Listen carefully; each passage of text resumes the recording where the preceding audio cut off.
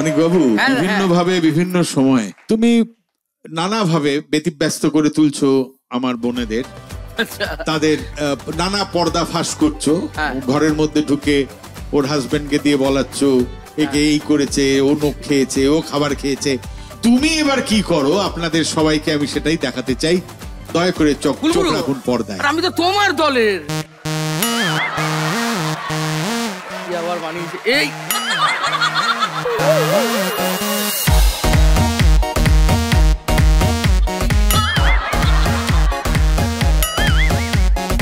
এগুলো কি কুলগুরু? তোমার ক্যামেরা তো দেখছি মানে স্টিং অপারেশন হচ্ছে, এগুলো সব জায়গায় ঢুকে গেছে।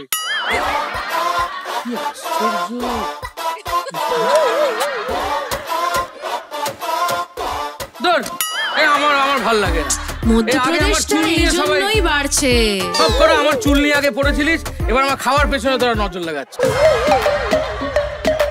দেখো কুলগুরু, তুমি আমাকে হিংসুটে বলছিলে, দেখো ও কত হিংসুটো, একা একা খায় এগুলো বসে বসে, ও আমাদের সঙ্গে শেয়ারই করে না। আমি শেয়ার করি না, আমাদের সাথে কোথায় শেয়ার করো? আমাদের খাবারগুলোই খেয়ে নাও। চন্দ্রিকা, আর ওকে বেচারাকে ব্যতিব্যস্ত করে লাভ নেই, তুই একটা ব্রেক নে, রেখে যা, আবার নিজের ইচ্ছে মতন খাওয়া দাওয়া কর, করে ফিরে আয় ফ্রেশ মাথা। আবার খাবারের কথা কুলগুরু? না, তোর যেটা দেখছি ছবিতে তো সবাই সাক্ষী, এটা মিথ্যে নয়। তোর ছবিতে অ্যাঙ্কারিং করা যায় এভাবে? একটা ব্রেক নে, মাথা ঠান্ডা করে খেয়ে দে, আবার আয়।